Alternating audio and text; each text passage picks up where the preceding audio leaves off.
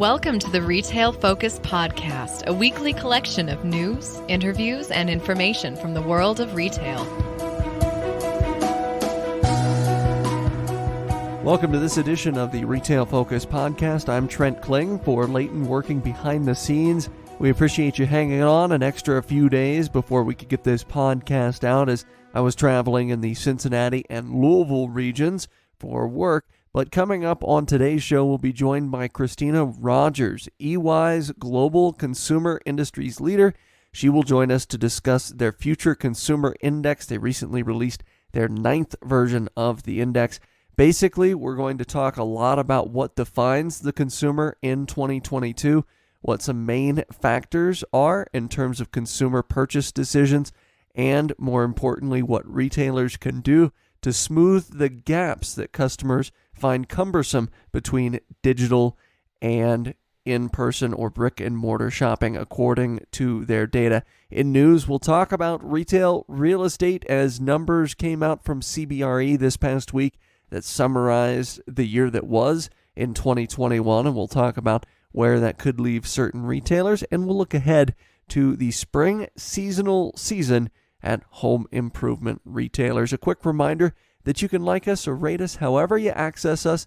Those ratings certainly help others to find out about the podcast, so if you enjoy it, certainly do give us a rating. Also, you can check us out on social media, Twitter and Instagram at Retail Podcast. All right, so let's get to this CBRE report as it outlined a bounce back for retail real estate in 2021. Now, their annual look at the retail real estate market had some overall positives for retail, particularly in a brick and mortar sense. Not all was positive. We'll get to some of the negatives or some of the downsides here in a bit. But coming off of 2020, which was, as one could expect, kind of a bad year for retail real estate, many smaller chains, out-parcel tenants like restaurants found themselves closing their doors. We kind of figured 2021 would end up reclaiming some of those losses. Most REITs, as we talked about on the show at the time, reported positive movements in rental rates and new leases during the first half of the year. And indeed, when you look at the full year numbers from CBRE, they bear that out. Overall, the retail market in the U.S. recorded 99 million square feet of positive absorption during 2021. Now, as some background, absorption measures the amount of square footage either leased or vacated during a period. So if it's negative, you have net losses in terms of the square footage that's leased, like what we saw in 2020. Saw negative net absorption there. If it's positive, that means more square feet are leased this period over last. So positive absorption was expected in 2021, but that 99 million square feet, that's the highest year-over-year positive number since 2016. The year closed out with 5 straight quarters of positive demand, so that actually stretches back to Q4 of 2020. The fourth quarter of 2021 alone, though, when you parse that out, it saw 20.6 million square feet in positive absorption, which is notable because the fourth quarter, not usually a quarter where you see businesses moving into vacant real estate. They like to get moved into that vacant real estate before Q4, as we've talked about with multiple businesses, including the likes of Five Below and those dollar stores.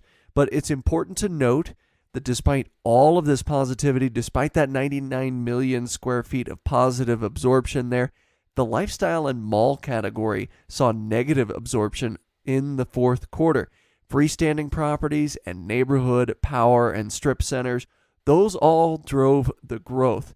Now, for lifestyle and mall properties, their absorption was negative for the year as well. It went negative by 1 million square feet. So those properties still having some of an issue after COVID in getting those vacant spaces leased up.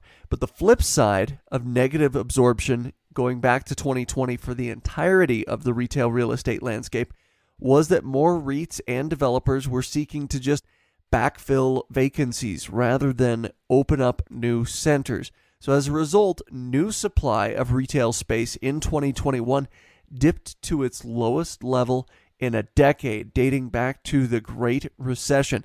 A number of factors here, not only, of course, the COVID factors and the pandemic factors, but of course you have inflation as it pertains to getting those new structures built, building materials more expensive now than they've ever been, labor more expensive now than it's ever been.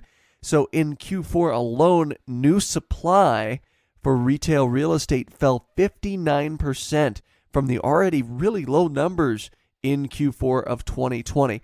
So what does this mean for retailers? Well, ultimately, it means rising rental rates because heightened demand in the back half of 2021 wasn't matched by as much new supply as maybe we've seen in years past. So average asking rent increased by 1.6% in the fourth quarter year over year. Now currently sits at $21.87 per square foot. That's on a per year basis. It's seen a steady incline despite the pandemic, despite what people termed as the retail apocalypse. Overall, asking rent is the highest it's ever been, and this is the largest percentage increase in a single quarter since Q1 of 2019, talking, of course, about the fourth quarter of 2021. And the issue of supply isn't necessarily that supply doesn't exist countrywide. It certainly does. The U.S. finished 2021 with an availability rate of 5.6%, according to CBRE. Now, this is the lowest in 10 years. It was over 6.5% last year, so it has dropped off by almost a full percentage point. But still, you look and say, well, 5.6%, that means 5.6% of the available retail real estate out there still isn't occupied. Why do we see the lease rates bump up? Why are we seeing this cluster of demand for properties when about 1/20th of the space in the U.S. is left to be rented? Well, the reason is because there's a lack of availability currently in A-class centers and growing markets. When you look at the A-class centers, when you look at the growing markets, the growing suburbs in certain areas throughout the country, when you look especially in the Sun Belt, Lower California all the way to Texas, you're seeing a lot of A-class centers that are 100% occupied or very close to it. So as a result, a lot of that vacancy is isolated to B and C-class centers and markets that are trending kind of in the opposite direction. That might be losing population. Maybe you're looking in markets in the Midwest. So many national retailers who are very picky about where they set up, they want to set up shop in those A-class centers exclusively.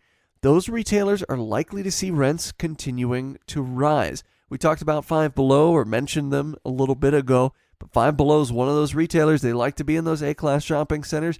They will probably see their rents continue to rise because supply is, simply put, very scarce. Meanwhile, retailers who do business in small to mid-sized markets or in the Midwest or take over recently abandoned real estate should be able to find some decent deals out there. You can think of an Ollie's bargain outlet in this space or maybe a dollar store. A good example of this is actually a Family Dollar I stumbled across in Tennessee recently. It's a rural Tennessee town, population of about 5,000, but they were able to find an abandoned Save-A-Lot space and rent that out at far less than the average U.S. rental rate. So some of those retailers that do business in the Midwest, in small to mid-sized markets, should be able to squeeze out some benefits in comparison to the overall U.S. rental rate, at least according to CBRE's data on that average U.S. rental rate. Now, as you dove into the data a little bit from CBRE's report, there are a few potential reasons for the upswing in brick and mortar retail occupancy. And of course, you can point to number one, the pandemic, people going out a little bit more often despite Omicron, people still wanting to get out and experience shopping centers or retailers. And we'll talk to Kristina Rogers with EY more about this in a moment in our interview segment, but that is probably the primary reason. The secondary reason is that the acceleration of e-commerce has actually slowed just a little bit from those massive leaps that we saw in 2020. Now, e-com is still growing. We don't want to make it seem like e-com is shrinking, at least on the whole, but in Q4, CBRE's numbers suggest growth of 10.4% in e-commerce year over year. So rather than those numbers in the high teens that some were forecasting, and certainly we heard from the likes of Deloitte that indicated that maybe customers thought they were going to spend about 60 to 70% of their holiday budget online, and that just never really came to fruition. There was a bit of a gap in between intent of consumers and what they actually did based on this CBRE data. And then the third reason is that certain retail centers that are brick and mortar heavy continue to see increases in spend from customers. Taken in aggregate, you look at categories like sporting goods, hobby, book, and music stores. They saw a 28% bump in sales over 2020. Again, this is all CBRE data that we're quoting from this report. And despite 2020 being a decent year for most in this category, we talk about record years really in terms of sales increases from the likes of Dick's Sporting Goods, from a lot of hobby store chains, as most people kind of circled back to hobbies during the pandemic. And although sales may peter out in this category over the next year, as we've talked about, furniture stores saw an increase over 26% in 2021 versus 2020.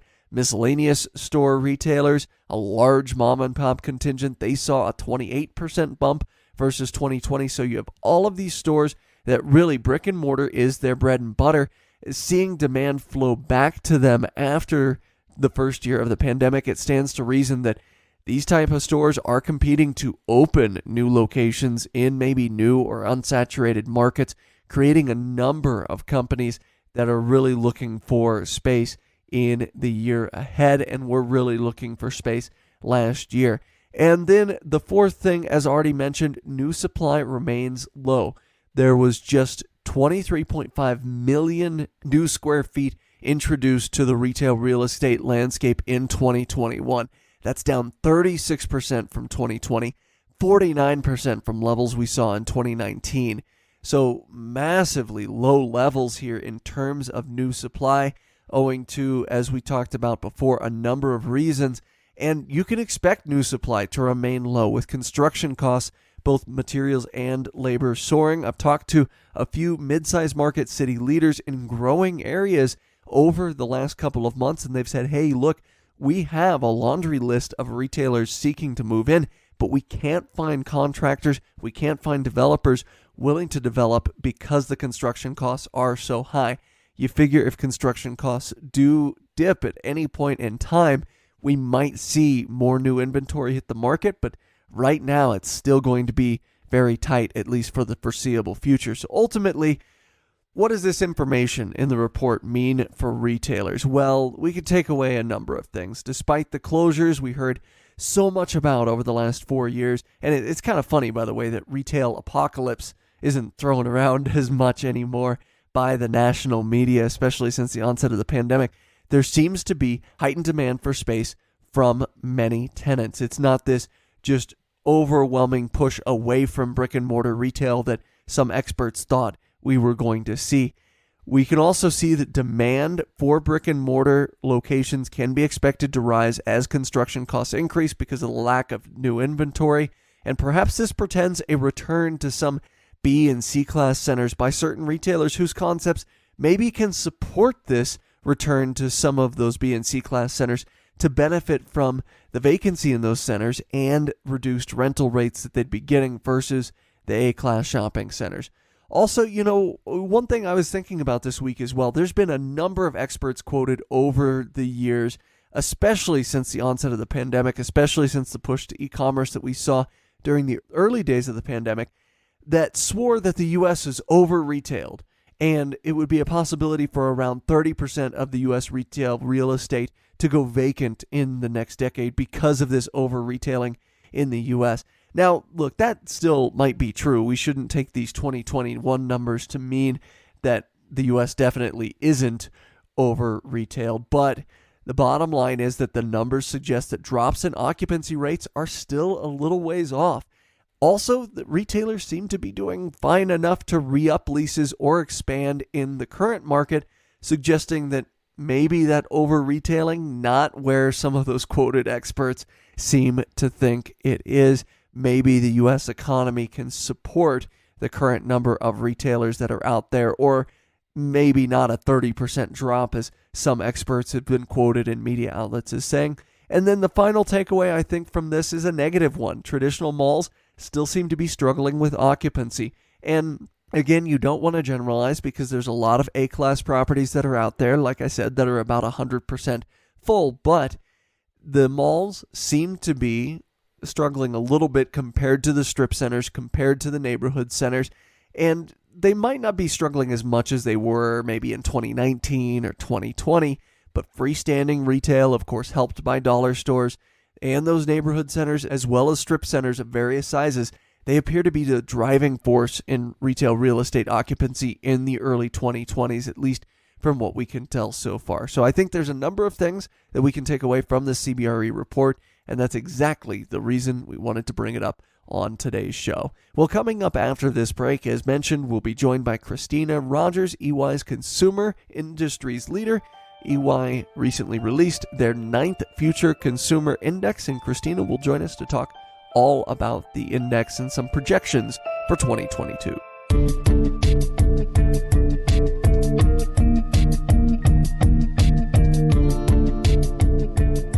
I want to take some time before we get to our interview this week to discuss a little bit about marketing. Look, ultimately, a marketing department at any business, at any retailer, they want to meaningfully contribute to the bottom line of the company. They do this through leveraging of data. They do this through using different channels, different tactics to try and reach the consumer.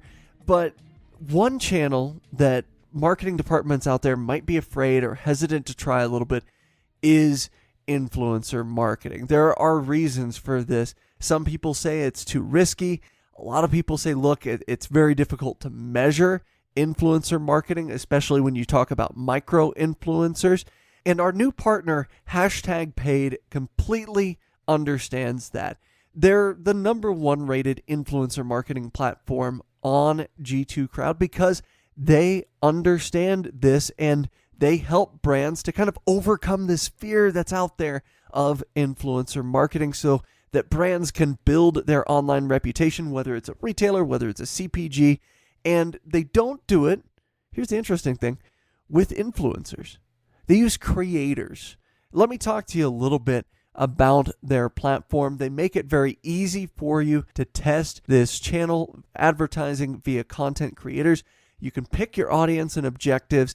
There's a short list of creators that they have curated specifically for you, and these creators make you and your marketing team look like absolute geniuses and drive that bottom line that every marketing department really wants to feel like they're a meaningful part of. They promise that you'll never have to spend hours searching for influencers or haggling with them about compensation or legal. You don't get those messages from the influencers afterward about further kickbacks or anything like that. And most importantly, we talk so much about data on this podcast.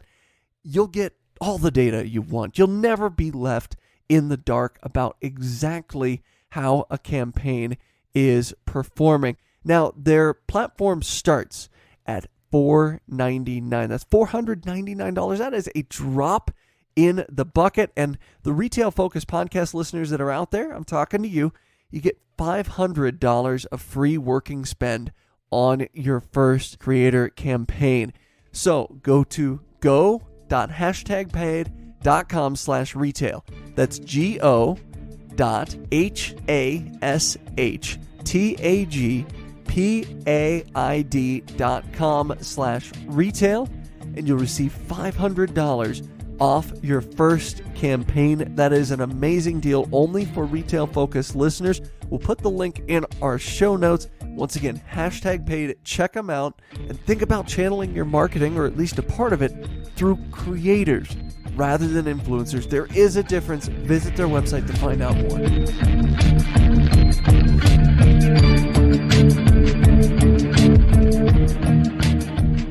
Over the past several weeks, we've been looking ahead to what will define the consumer in 2022, and we round out our look ahead at the year to come by welcoming Kristina Rogers, EY's Global Consumer Industries Leader. EY recently released their annual Future Consumer Index, which dives into what may drive consumer decisions in the immediate future. Kristina, welcome to the show. Trent, thank you. First, I was wondering if you could give our listeners an idea of where the data comes from for this Future Consumer Index and how the survey kind of gets conducted. Sure, happy to. And actually, it's more than annuals, as you could imagine, during the last 2 years through the pandemic. So where this started back in April 2020, quite frankly, you will remember this, our lives turned upside down in March 2020. And as our global consumer leader, I thought, something's going to change here depending on how long this lasts. So we quickly conceived of the index to really track behavior into the unknown, quite frankly. And the data we'll be talking about today are some of the things we've seen is actually our 8th iteration of fielding this research and really tracking where consumers are in 21 countries around the world. So we hear from about 16,000 consumers in Asia, Europe, Africa, and North and South America, and really trying to get a pulse on what changes we've made in our lives are sticking and which ones might fundamentally be disregarded once we, quote, get through this. So let's start out on that note with kind of the 30,000 foot level view. According to your data, according to the consumers that you're interacting with, where is consumer sentiment and behavior at this stage of the pandemic? Well, I mean, there's certainly fatigue, and that comes across both, in our data and probably in our daily lives as we interact with people. But I think what we're seeing kind of out of the latest round of research, which was launched in the fall, is that consumers are fundamentally reassessing. So some of this data is before Omicron, of course, but consumers around the world have really accepted many of the behaviors, that they've had to adopt throughout the pandemic. And when asked, they think, well, there's no normal to go back to. About 63% of people say, we've made changes. I like many of the changes I've made, and they're here to stay. And so there's kind of an acceptance of where consumers are. And there's a reflection, I think. We've seen that we as people have sat in our homes, if we were working from home or going to school from home throughout the course of the lockdowns, the pandemics, and the various phases that came through. We've been enmeshed in all of our stuff.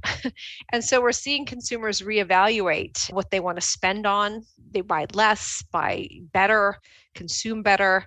And that could be just because we've been at home and we've seen, what we have. But it's also about a certain segment of the population's finances. So some people were, of course, financially affected throughout the pandemic. And then others are thinking more about just, sustainability and sort of what they bring into their homes and throw out. And we've been surrounded by all of that, for the last couple of years. And so in the research that we've done, we've seen about 40% of respondents now globally are really taking waste and sustainability into consideration in terms of how they think about their spending and how they want to live their lives going forward. So we'll see how long that lasts, but it seems like consumers through this have kind of come out the other side in a bit of a reflective mode.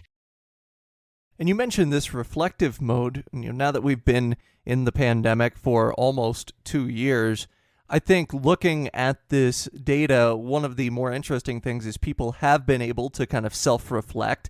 And a number of people feel as though their lives changed for the better during the pandemic. I'm curious what some new habits that people have developed are over the last couple of years and how we can expect the habits, whether it's staying at home, taking care of their home more often, what have you, to change patterns in shopping or consumption going forward. Yeah, we're definitely seeing some habits and patterns that are sticking. And so that was really the whole point of checking in with consumers kind of at the beginning, every 3 months. We've let that bit more time in between research going into the field. But it's interesting to see that, I just mentioned, we've been at home, we've sort of looked around and said, we've got too much stuff. I don't need this much. But there's other, I guess, I would say kind of more emotional things that we're seeing. So 50% of respondents globally saying they don't agree with the statement that buying things and adding more to their lives makes them happy. And I would say that's probably different from a few years ago, where consumption and buying brands and having things was certainly a driver or believed to be a driver of happiness. People have sort of reflected on that, and buying for buying's sake seems to be somewhat over for right now, especially with regards to cosmetics, clothing, shoes, and handbags. Respondents in almost every country where we've done this research have said they've noticed they have too much of that. And specifically with regards to cosmetics, it's interesting to say that nearly half of our respondents globally, and it of course varies country to country, say they're comfortable now day to day without beauty products. And of course, that can be because we've had nowhere to go. So, I don't need to use those products, or I don't need as many clothes or shoes right now. But I think that there's just been a general reassessment of what's important for some segments of the population. And I think that this aspect of just being at home more and creating a hub around my home is quite important. We're seeing people really building lifestyles at home. So you would have experienced the same thing where we learned to do almost everything in our lives from our homes, whether it was working, if you could, health visits, online education, entertainment, fitness, and exercise. And so that's there to stay. People are really building their homes as a place where they expect goods and services to come to them. And I think we saw about 52% of consumers saying that their home is a real focus, and taking better care of it and upgrading it is very important to them. And so that, I think, is here to stay. We've just learned to do too much from our homes, and it's very convenient. You talk about certainly the changes that have gone on during the course of the pandemic through this data. One of the things I think your data is great at doing is breaking out things in terms of country, in terms of region, but you also break down many of the findings into generational groups. What are some of the key differences we're seeing between generations as far as retail is concerned at this stage?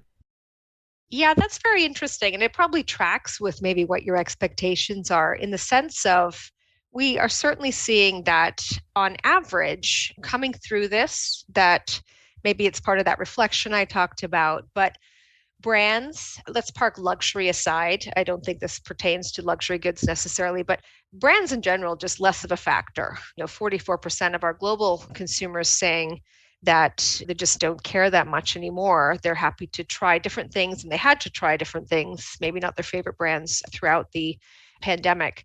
But that's less so for millennials and Gen Z. Those generations seem to be still very much interested in the brands they like. They want brands that reflect them, reflect their values.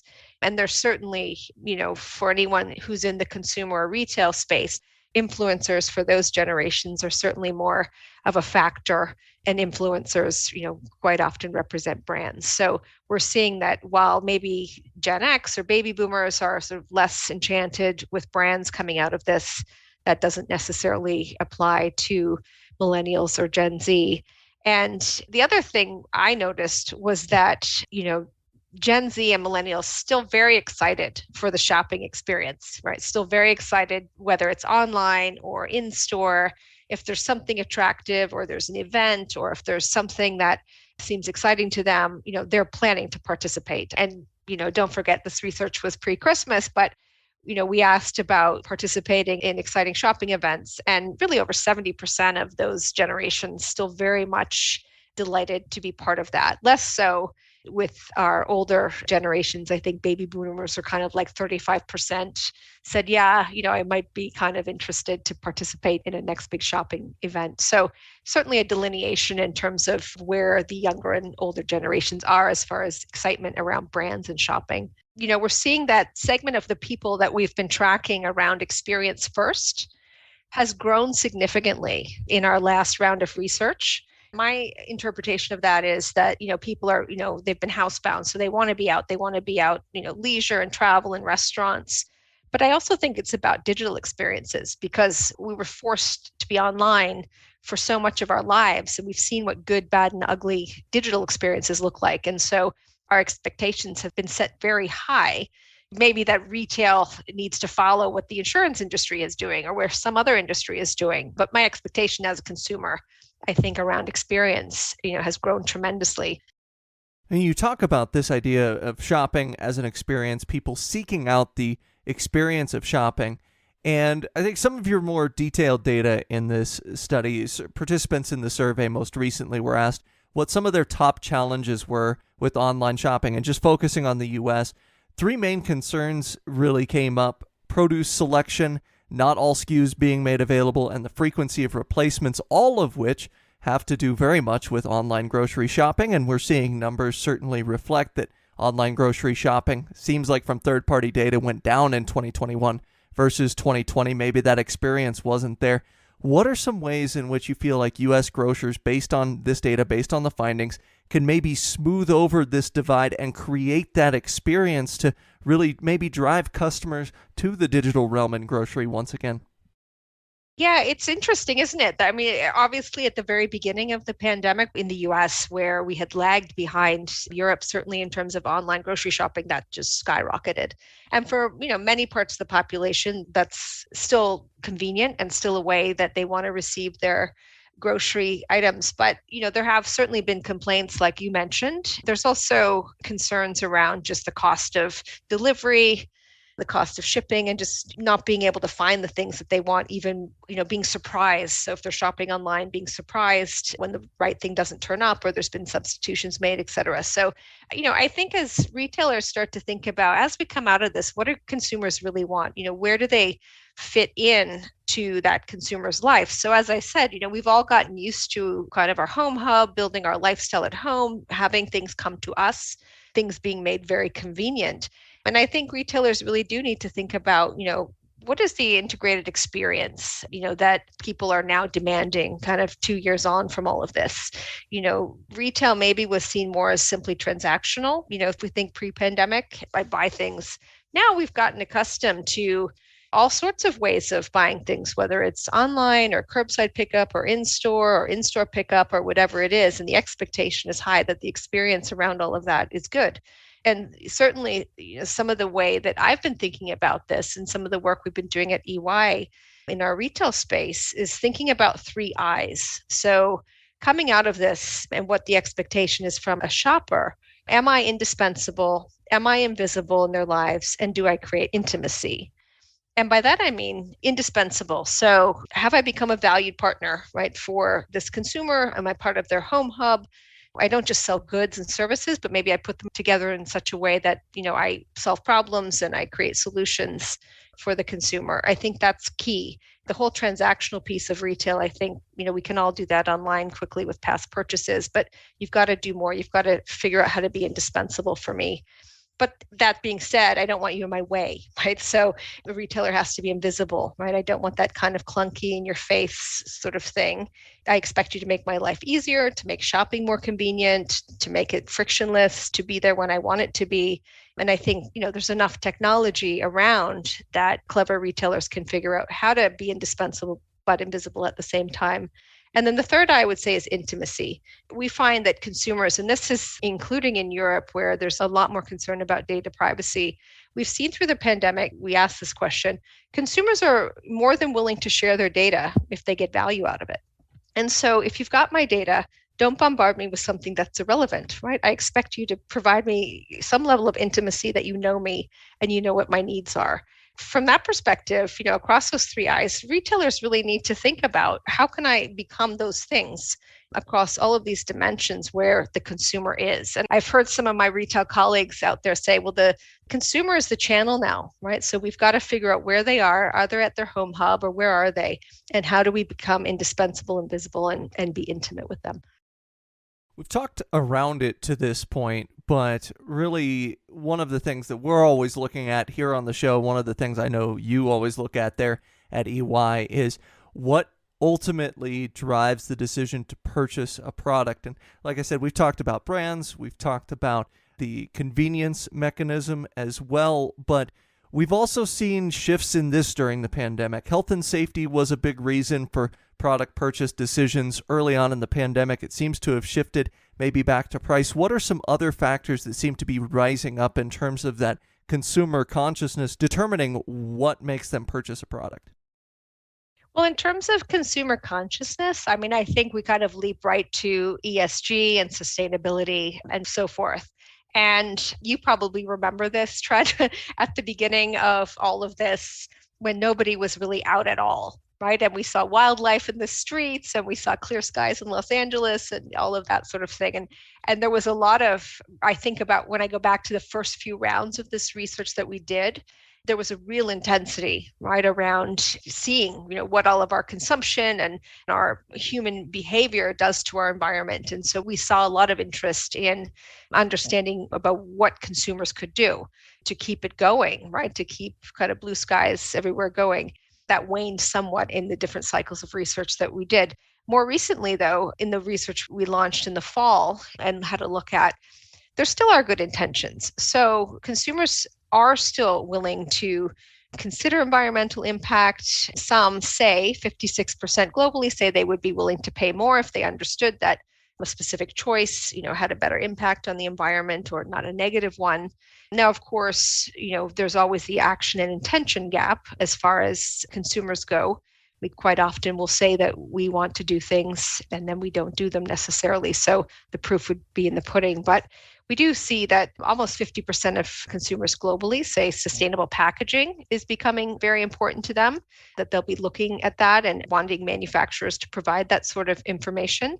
And we've just seen a growing segment throughout this research over the last 2 years, just a growing segment. We've been bucketing consumers into different segments, and one is called Planet First. And we've seen a growing number of consumers kind of getting into that segment of the global population. So at least being more conscious and aware. Now, you have to balance that with the fact that we've also learned that on the bad behavior front from this research, we've seen that 25% of people intend to spend more on grocery delivery services and food delivery services. And with that, we know comes a lot of plastic and packaging and other things. And we also have seen that people, especially when they were concerned about the COVID and, wanted extra packaging around things and wanted to make sure things were safe and secure. So while there's intention, I think we still have to track, where's the real action and activities. And I still think retailers and manufacturers will be on the hook to take action on what consumers say they want, even if consumers aren't willing to pay for it. So there'll be kind of a reckoning there, I think, in terms of what the CPG companies and the retailers need to think about in terms of, how to do this in a cost-effective way.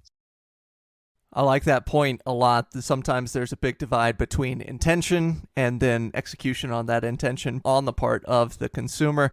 I wanted to wrap up with this because this has something to do certainly with that intention around buying. And at the beginning of the pandemic, you saw when stores reopened, a bunch of people going out, going to Home Goods and IKEA and so forth. Really, that nesting phenomenon became a thing.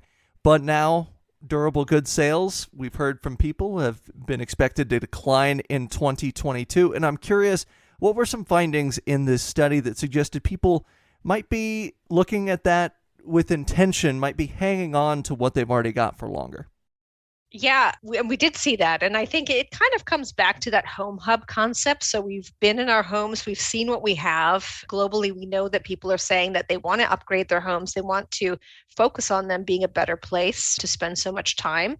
But I think to your point, we've been tracking this idea. It sort of started around the sustainability point, right? Throwing things out instead of repairing them. But we've seen a growing number of people in the various launches of the research, people saying, no, actually, now that I've been here, I've been home, I'm reflecting, I'm concerned about where this stuff goes when I throw it out.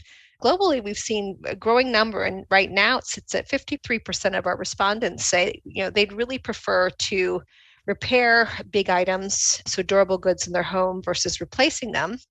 And I think that's probably driven both from finances. So some segments of the population, of course, have not fared very well throughout, the last 2 years in terms of, job losses or had to focus their finances elsewhere, et cetera. So that would make sense.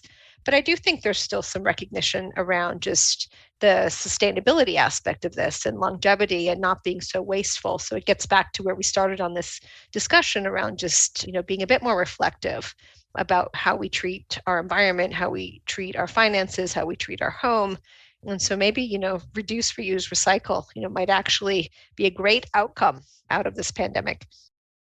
We've spent all of this time talking about the consumer and just wanted to end on this. I know your job is certainly to look at things with a broad breadth as far as the retail industry, as far as consumers are concerned. But if there's one sector of retail that you could pinpoint as maybe you're keeping an eye on, you're interested to see how things pan out in 2022, what would that sector be? Oh, I think that you've already mentioned it. It's definitely food and grocery. I think that there's just been, we were so behind here in terms of our behavior compared to other parts of the world. And we're really playing catch up in terms of, how we shop for food, whether we want it to be local, what kind of information we want about it, how we want to receive it, and so on and so forth. I think there's just tremendous upheaval right now in terms of that food grocery space. And so, for me, that's really one to watch. And there's, we can look to Asia, we can look to Europe, and we can see some of the trends there in terms of what's happening. But I'm guessing, we're going to see some very different ideas around from our grocery retailers in terms of keeping their consumers happy and keeping them either, in the store or in the store and online, or in the store and online and somewhere else, but really thinking about that kind of complete and holistic experience for me as a consumer. Well, once again, Kristina, thank you so much for joining us and taking the time to kind of flesh out your future consumer index here today on the podcast. Oh, it's been my pleasure. Thank you, Trent. As always, we may have a position in or against companies we discuss on the podcast. Do not invest in stocks solely on the input of the podcast hosts.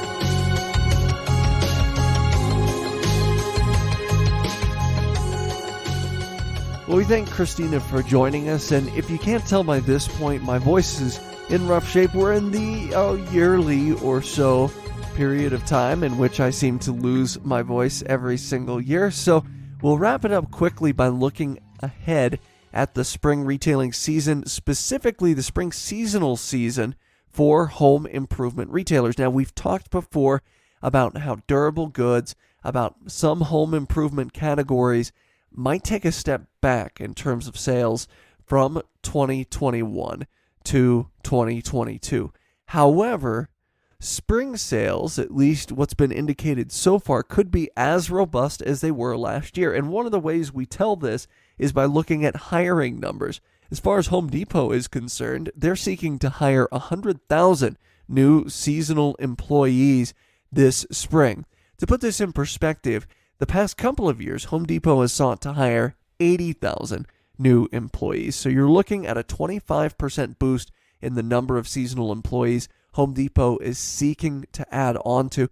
And I think this maybe indicates that Home Depot at least is expecting more robust seasonal sales this year over last year, or at the very least, sales to come in at a similar rate.